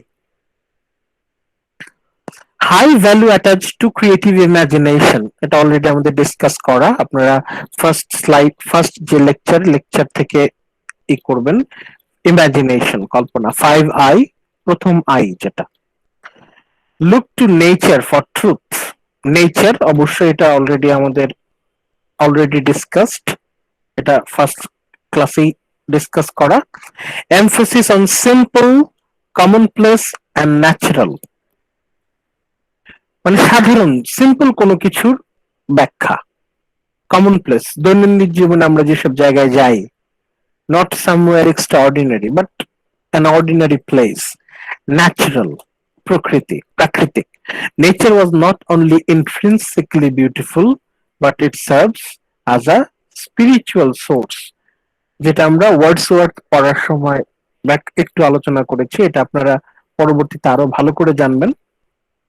Romantic writer যারা রোমান্টিক পোয়েট, তারা প্রকৃতির মধ্যে স্পিরিচুয়াল একটা প্রভাব লক্ষ্য করেন। তাদের কাছে নেচার হচ্ছে আ স্পিরিচুয়াল সোর্স। প্রকৃতি তাদের কাছে স্পিরিচুয়াল, অনেকটা রিলিজিয়াস, মানে এতটাই পবিত্র। ধর্ম যেরকম পবিত্র, প্রকৃতিও তাদের কাছে পবিত্র। নস্টালজিয়া, লাস্ট ক্লাসে আমরা একটু আলোচনা করেছিলাম। নস্টালজিয়া মানে জানেন তো? নস্টালজিয়া মানে নস্টালজিয়া শব্দটা তো সবাই জানেন। নস্টালজিয়া মানে হচ্ছে অতীতের প্রতি, স্মৃতিকাতর হ্যাঁ, স্মৃতিকাতরতা। অতীতের প্রতি যখন কেউ আকৃষ্ট হয়, মানে তার ধারণা বর্তমানে এখনকার কোনো কিছুই তার ভাল লাগে না। সে সবসময় চিন্তা করে অতীতে কত ভালো ছিল, আগের দিনগুলো কত ভালো ছিল, আগে এটা কত ভালো ছিল, ওইটা কত ভালো ছিল।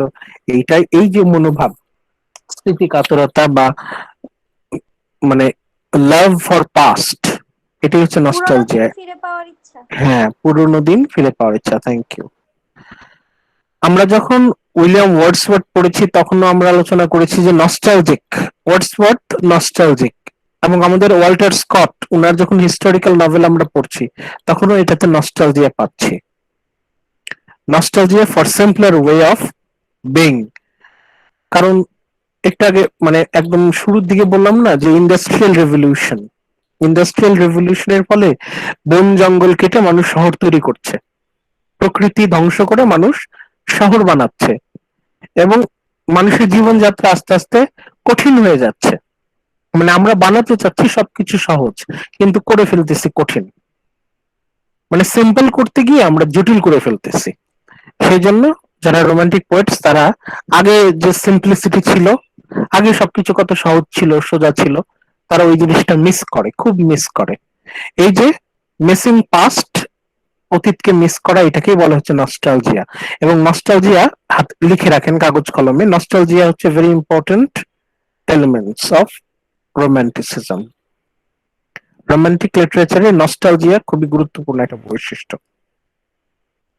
ওকে, এই যে প্যারাটা দেখতেছেন এখন, এইখানে ইয়ারটা দেখেন।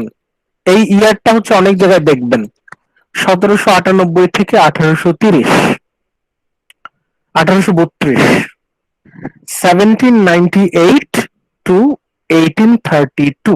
রোমান্টিসিজম, রোমান্টিক পিরিয়ড বলে এটাকে। কেন? বারবার বলেছি, আবারও বলি, 1798 হচ্ছে সবচেয়ে গুরুত্বপূর্ণ সাল। রোমান্টিক মুভমেন্ট বলেন, রোমান্টিক লিটারেচার বলেন, 1798 হচ্ছে সবচেয়ে গুরুত্বপূর্ণ সাল। অন্য আর সবকিছু ভুলে গেলেও এইটা ভোলা যাবে না, এটা মনে রাখতেই হবে। 1798, 1798। কেন? কারণ এই সময় lyrical ballads was published. Lyrical ballads, lyrical ballads, এই লিরিক্যাল ব্যালাডস বইটা পাবলিশ হলো। এটি হচ্ছে রোমান্টিক মুভমেন্টের official birth year. Officially romanticism যদি আমরা বলি, রোমান্টিক মুভমেন্ট 1798 হচ্ছে অফিসিয়াল বার্থ ইয়ার। আর 1832-এর পর এই ফিলোসফিটা আর বেশি লেখা আমরা পাই না, এই জন্য 1832-কে বলা হয় ending. Starting in 1798, ending in 1832। কেউ কেউ আবার 1830 বলে, কেউ কেউ 32 বলে। রোমান্টিসিজম অল্প খুব, দেখেন এখানে, এখানে রোমান্টিসিজমের তারাটা কিন্তু খুব ছোট। এখানে আমরা পুরাটা আমাদের ফোকাস করার দরকার নাই, এই পর্যন্ত আমরা পড়বো, কারণ এখানে আমেরিকান রোমান্টিক মুভমেন্ট এটা আমাদের ফোকাস না। Romanticism was a literary and artistic movement. প্রথম আজকে যে প্রথম স্লাইডটা দেখা শুরু করলাম, ওটাতে যদি ফেরত যাই তাহলে দেখবেন এখানে রোমান্টিক মুভমেন্টকে বলছে লিটারেরি এন্ড ফিলোসফিক্যাল, সাহিত্যিক এবং দার্শনিক। সাহিত্যিক এবং দার্শনিক। এখানে এসে কি বলছে? Literary and artistic. তার মানে রোমান্টিক মুভমেন্টের সাথে এটা একটা আর্টিস্টিক মুভমেন্ট বটে। Literary, philosophical and artistic movement that reacted against the restraint and universal of enlightenment. Reaction, আগের যুগের যে ডিসিপ্লিন, রীতিনীতি, কঠোর রীতিনীতি, শৃঙ্খলার বিরুদ্ধে বিদ্রোহ, প্রতিবাদ, এটা অলরেডি আমাদের ডিসকাস করা আছে। রোমান্টিসিজম তারা প্রতিবাদ করছে এর আগের যুগের যে শৃঙ্খলা, এর বিরুদ্ধে সে প্রতিবাদ করছে। এনলাইটেনমেন্ট, এর আগের যুগটাকে বলা হতো enlightenment. 18th century new classical period. New classical পিরিয়ডকে বলা হয় the period of enlightenment. Enlightenment এই সময়ে তাদের কথা ছিল মানুষকে সবসময় শাসনের মধ্যে রাখতে হবে, মানুষকে সবসময় শাসনের মধ্যে না রাখলে সে কখনোই সাফল্য পাবে না। সাকসেসফুল হতে হলে মানুষকে সবসময় স্ট্রাকচার, ডিসিপ্লিন, একদম সংযম, রেস্টুরেন্টের মধ্যে থাকতে হবে। রোমান্টিসিজম এর আগের স্লাইডে বললাম তারা প্রতিবাদ করছে যে মানুষের পক্ষে সবসময় শৃঙ্খলাবদ্ধ থাকা সম্ভব না, মানুষ বাঁচতে পারে না, মানুষের মুক্তি প্রয়োজন। সেই কথাগুলি তার পরের লাইনে আছে। The romantic celebrated spontaneity. Spontaneity এই শব্দটাই আমরা এই আগের স্লাইডে বলেছিলাম, এই যে স্পন্টেনিয়াস, স্পন্টেনিয়াস স্বতঃস্ফূর্ত, ওই কথাটাই।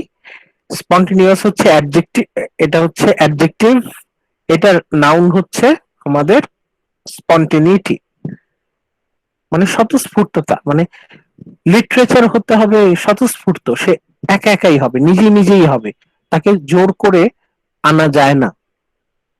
স্পন্টেনিটি বানানটা দেখেন, SPON, স্পন, TANEITY, স্বতঃস্ফূর্ততা। স্পন্টেনিটি এটার মানে হচ্ছে নিজেই হওয়া, নিজেই কোনো কিছু হওয়া, কোন রকম জোর জবরদস্তি ছাড়া আপনি হওয়া। ন্যাচারাল ক্রিয়েশন, ন্যাচারালি যেটা তৈরি হয়। আপনারা আপনাদের ডিকশনারি থেকে যদি আরো কোনো বেটার সিনোনিম পান কালেক্ট করে নেবেন। স্পন্টেনিটি এটার যদি আরো ভালো কোনো সিনোনিম পান। ইমাজিনেশন অলরেডি এটা ডিসকাসড আছে, 5I এর একটা আই। সাবজেক্টিভিটি এই শব্দটা নতুন লাগতে পারে, কিন্তু সাবজেক্টিভিটি মানে হচ্ছে ইন্ডিভিজুয়ালিটি, ইন্ডিভিজুয়ালিজম, সেলফ। একটু আগে ডিসকাস করলাম 5I তার লাস্ট আই। ইমাজিনেশন হচ্ছে 5I এর ফার্স্ট আই, সাবজেক্টিভিটি হচ্ছে ইন্ডিভিজুয়ালিটি আর individualism last I, already discussed. And purity of nature, প্রকৃতি। তার মানে এখানে এক লাইনে কিন্তু রোমান্টিসিজমের কিছু বৈশিষ্ট্য এখানে আসছে। স্পন্টেনিটি, imagination, subjectivity, purity of nature. এগুলো কিন্তু আপনারা সবগুলা কম্পাইল করবেন, সবগুলো দেখেন। এইটাতে কিছু জিনিস নাই। এটাতে যেমন ওইভাবে ফিলিংস এর কথা কিন্তু আসে নাই, ফিলিংসটা আলাদা করে লিখতে হবে। স্যার এই স্লাইডটা কি গুগল হ্যাঁ, সব আছে, সব দেয়া আছে। এই পেজগুলো খেয়াল করেন, এই পেজগুলোর এই পার্টগুলো পড়লেই হবে কুইজের জন্য। Notable English romantic writers. এখানে রোমান্টিক রাইটার্স মধ্যে জেন অস্টেন অলরেডি আমরা তাকে জানি, William Blake pre romantic, Lord Byron, Samuel Taylor Coleridge, John Keats, Percy Bysshe Shelley, William Wordsworth, এদের অলরেডি আমাদের ডিসকাস করা আছে এদের অবদান। এরপরে আমেরিকান রোমান্টিক মুভমেন্টে কারা আছে এটা আপনারা নাম দেখে রাখতে পারেন, Nathaniel Hawthorne, Herman Melville, Edgar Allan Poe. এদের লেখা আপনারা পরবর্তীতে পড়বেন, বাট এখন আমাদের ফোকাস হচ্ছে ব্রিটিশ রোমান্টিসিজম এই পর্যন্ত।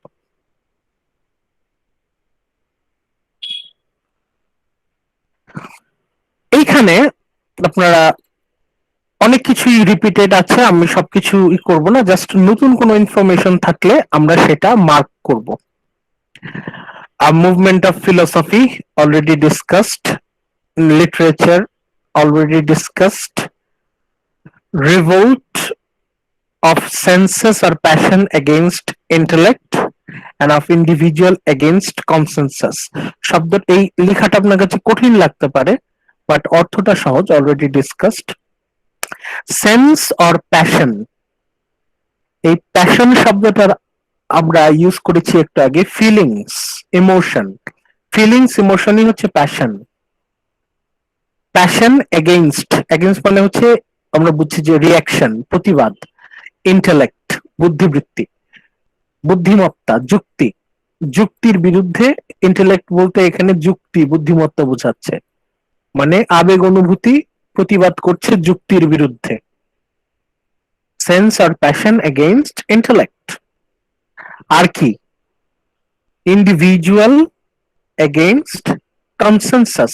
কনসেনসাস মানে হচ্ছে পাবলিক পয়েন্ট অফ ভিউ, জনগণের বক্তব্য। এটার থেকে গুরুত্বপূর্ণ বেশি হচ্ছে ইন্ডিভিজুয়াল, একজন মানুষের point of view, personal point of view.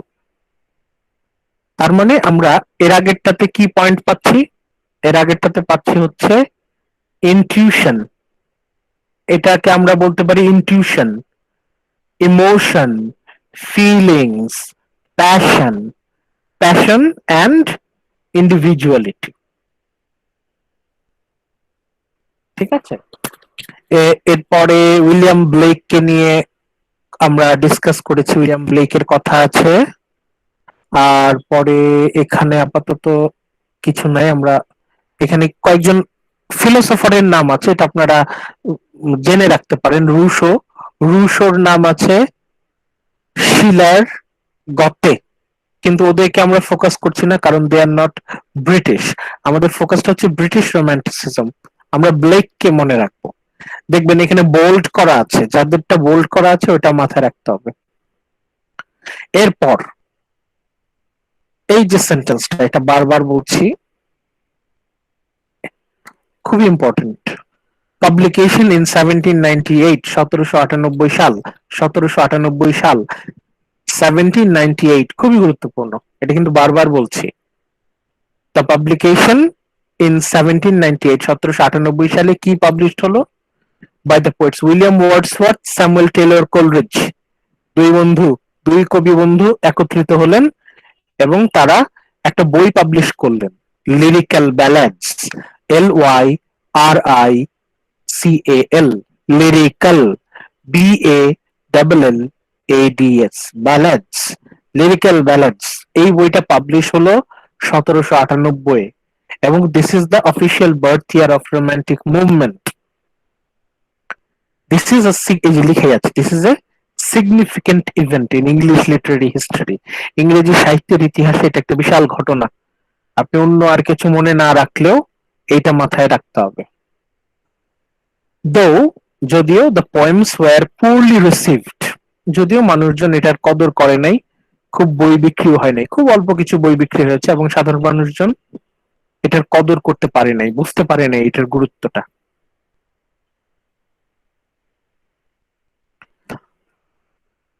এখানে আরেকজন কবির নাম আছে, উনার কথা আমরা আগে বলি নাই, রবার্ট বার্নস।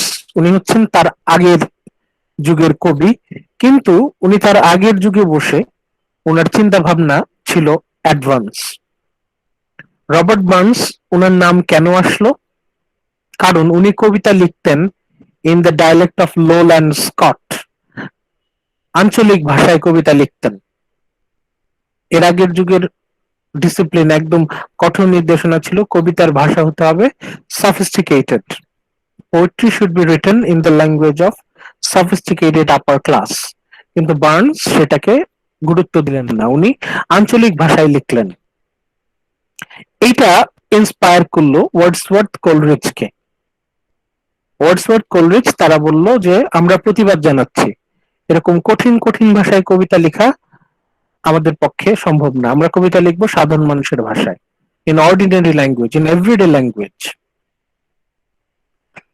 এরপরে second paragraph, the work of later romantics, John Keats already আমরা ডিসকাস করেছি, and his friend Shelley, Percy B Shelley. তারা কি করলো? Is marked by an attempt to make language beautiful. এদের অবদান কি? They made language beautiful. তাদের সৃষ্টিশীলতা, ক্রিয়েটিভিটি দিয়ে কবিতার ভাষা হলো সুন্দর, very beautiful, very pleasing. And by an interest in remote history and exotic places. এই যে দেখেন, রিমোট হিস্ট্রি, এক্সোটিক প্লেসেস লেখায় যে অ্যাডভেঞ্চার নভেল, অ্যাডভেঞ্চার যে স্পিরিটটা, এটা কিন্তু শুধুমাত্র আমাদের ওয়াল্টার স্কটের নভেলেই আমরা শুধু পাই না, আমরা কিটস, তারপর শেলি, এদের কবিতাও আমরা পাই। The description of exotic places. এটা করতে গিয়ে অ্যাডভেঞ্চার, তার মানে কি এই যে রোমাঞ্চ, অ্যাডভেঞ্চার, এটাও কিন্তু রোমান্টিসিজমের একটা বৈশিষ্ট্য। কাগজ কলম থাকলে লিখে রাখেন, অ্যাডভেঞ্চার, অ্যাডভেঞ্চার।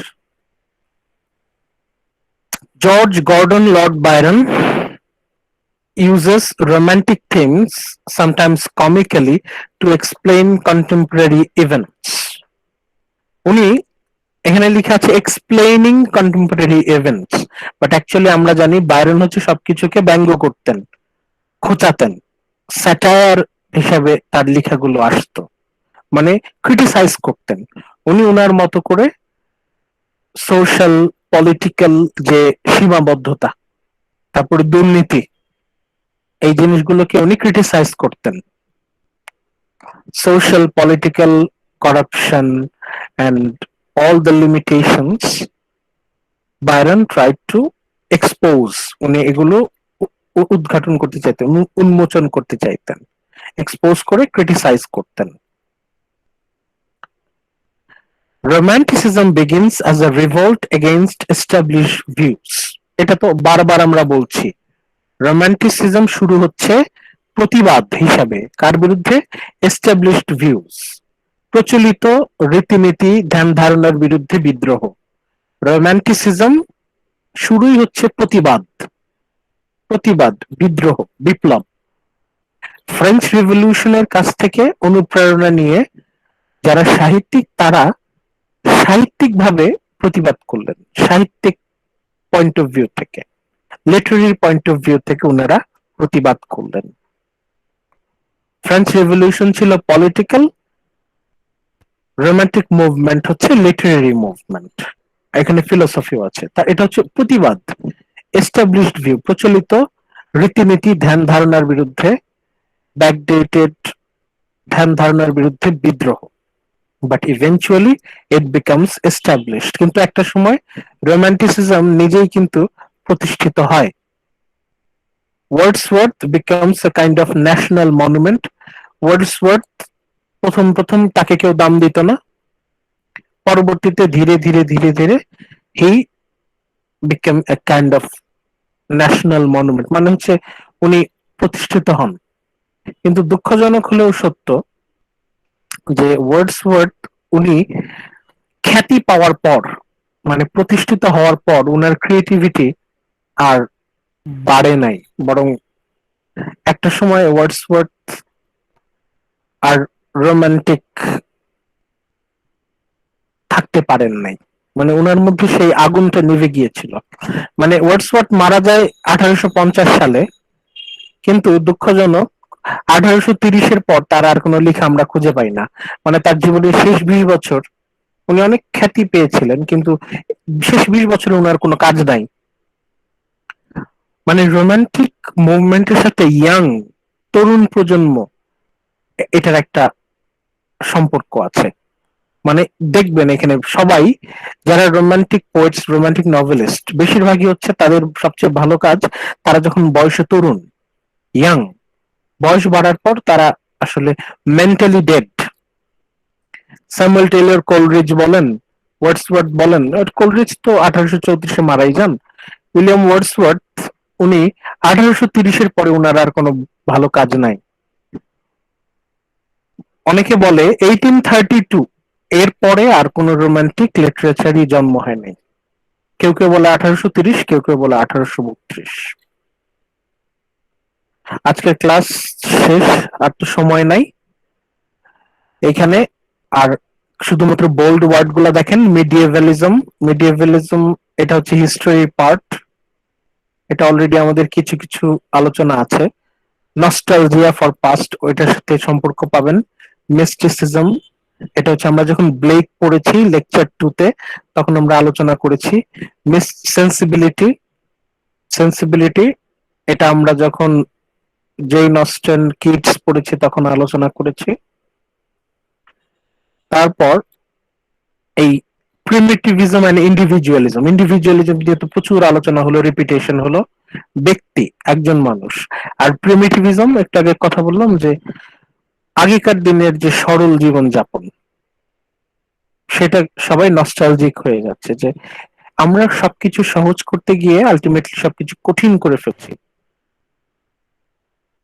বরং আগেকার দিন আমাদের আদিম জীবন যাপন, আগেকার দিনের আমাদের যে লাইফস্টাইল সেটাই বরং সরল ছিল, সিম্পল ছিল।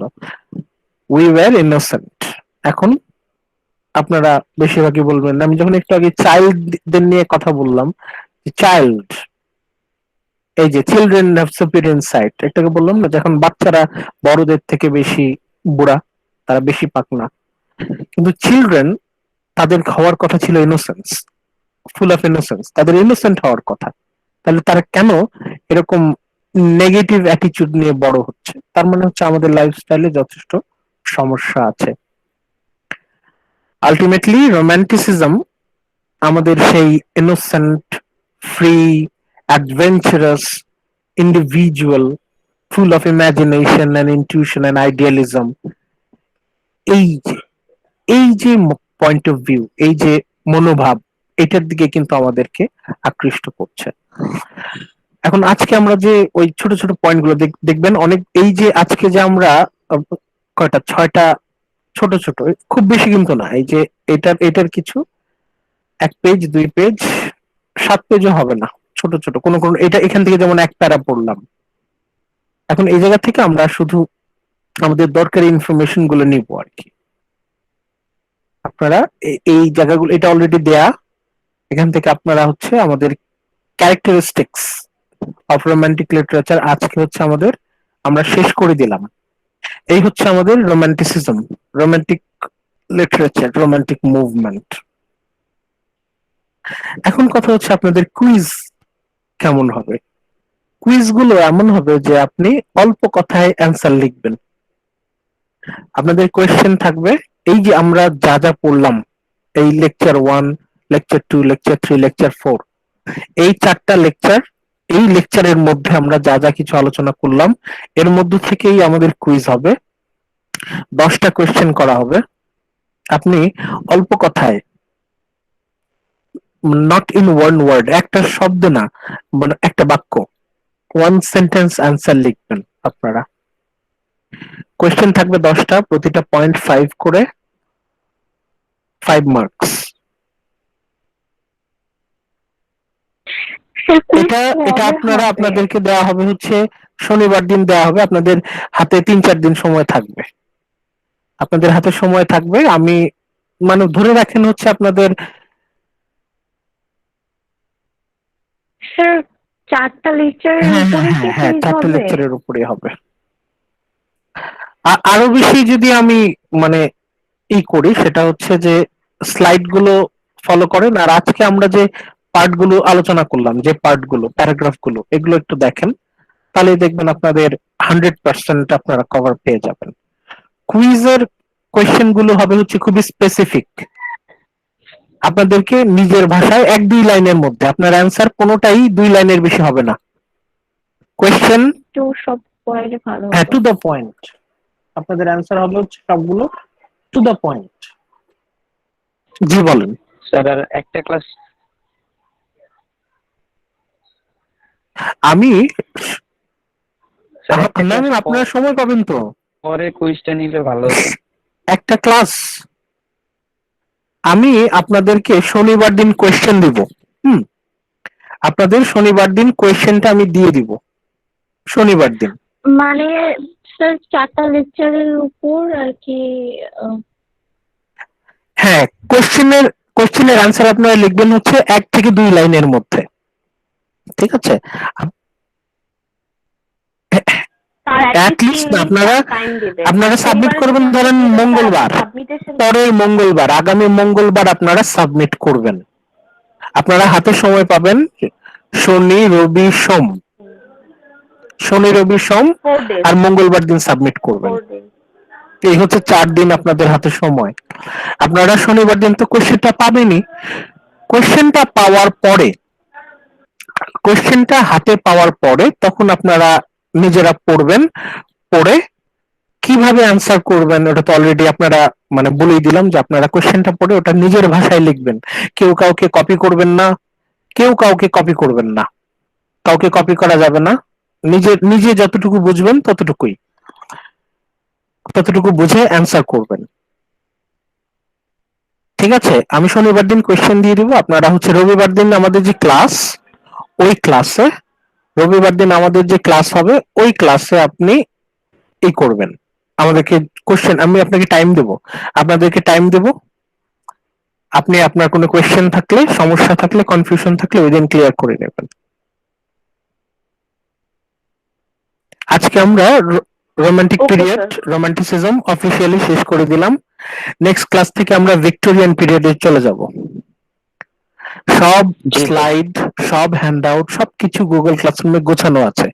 আপনারা ক্লাস ওয়ার্কে গিয়ে দেখবেন ম্যাটেরিয়াল সব সাজানো, লেকচার 1, লেকচার 2, লেকচার 3, লেকচার 4, ওগুলো ডাউনলোড করে নিজের মতো নিয়ে স্টাডি করুন। স্যার আমাদের অ্যাসাইনমেন্ট মানে মিড টার্মটা কিভাবে হবে একটু বলবেন প্লিজ? হ্যাঁ, এটা আমি আপনাদেরকে জানিয়ে দেব আমাদের ওই ধরেন সাত সাত লেকচার 8 এর পরে বলে দেবো আর কি। আপনারা আমাদের তো হ্যাঁ বলেন। আমাদের যে অ্যাসাইনমেন্ট তো দুইটা ভাগে ভাগ করে দিতেন, দেখা যায় কি মিডের টাইমে অনেক টিচার একসাথে অ্যাসাইনমেন্ট একটা ঝামেলা হয়ে যায়। মানে এখন মানে 15 মার্ক করে ভাগ করে দিলে আই থিঙ্ক আমাদের জন্য প্রেশার কম হতো, প্লাস আপনাদের জন্য। আপনি এখন আমাদের খাতাটা দেখে আচ্ছা ঠিক আছে, আমি আমি তাহলে আপনাদেরকে তাহলে নেক্সট উইকে ইনশাল্লাহ জানাই দেব। আপাতত আপনারা করেন, কুইজটা হ্যান্ডেল করেন, কুইজটা বুঝেন, তারপরে ইনশাল্লাহ করে দেব, টেনশনের কিছু নাই। Thank you sir, thank you. Okay, তাহলে আজকে তো হয়ে গেল সময়, আপনারা ভালো থাকবেন ইনশাল্লাহ। আমি আগামীকাল আগামীকাল তো না, বৃহস্পতিবার আমি অ্যাভেলেবল থাকবো হচ্ছে ধরেন 2টার পরে, 2:30 থেকে 4টা পর্যন্ত আমি ইয়েতে থাকবো, অনলাইনে থাকবো। আপনাদের যদি কোনো কনফিউশন থাকে আমাকে জানাবেন। আমি আগামী বৃহস্পতিবার 2:30 থেকে 4টা আমি থাকবো, মেসেঞ্জারে থাকবো, গুগল ক্লাসরুমে থাকবো, মানে মিটে থাকবো না, এরকম লাইভে থাকবো না, কিন্তু আমি রেসপন্স করব। আপনি আমাকে মেসেঞ্জারে নক করতে পারেন, গুগল ক্লাসরুমে আমাকে নক করতে পারেন, আমি থাকবো। কোন রকম কোয়েশ্চেন থাকলে আমি বৃহস্পতিবার 2:30 থেকে অ্যাভেলেবল থাকবো ইনশাল্লাহ।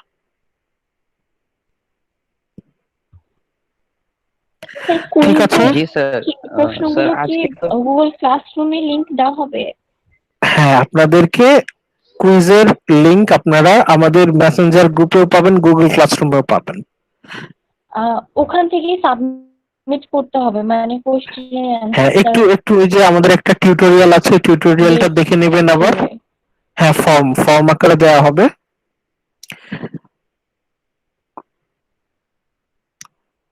তার অ্যাসাইন করে দেবে, আমাদের জাস্ট এখানে সাবমিট করতে হবে। হ্যাঁ, একটু ভিডিওটা একটু পিঙ্কি, ওই ভিডিওটা একটু শেয়ার করে দিন আবার সবার সাথে। জি স্যার। ঠিক আছে, আপনাদের আইডি ব্যাচ দিয়ে তাহলে আজকের মতো আমরা শেষ করে দিই। ভালো থাকবেন আপনারা, take care, stay safe. Sir আপনিও ভালো থাকবেন। আসসালামু হ্যাঁ, আলাইকুম। আসি বলেন। স্যার আজকে তো স্যার আমাদের 46 নম্বর ব্যাচের দুজন জয়েনই করতে পারে নাই, তারা বললো যে আপনাকে সেটা জানাতে। আচ্ছা ঠিক আছে, আমাকে নক করতে বললেন মেসেঞ্জারে। ঠিক আছে, আমি তাহলে ওদেরকে দেখি। জি ঠিক আছে, আপনারা স্যার এই লেকচারটা তো আপলোড হ্যাঁ হ্যাঁ হ্যাঁ হ্যাঁ হ্যাঁ অবশ্যই অবশ্যই। Okay sir. ওকে, ভালো থাকেন আপনারা, টেক কেয়ার, আসসালামু আলাইকুম। Thank you sir. আসসালামু আলাইকুম স্যার। ওয়ালাইকুম, হ্যাঁ, ওয়ালাইকুম আসসালাম।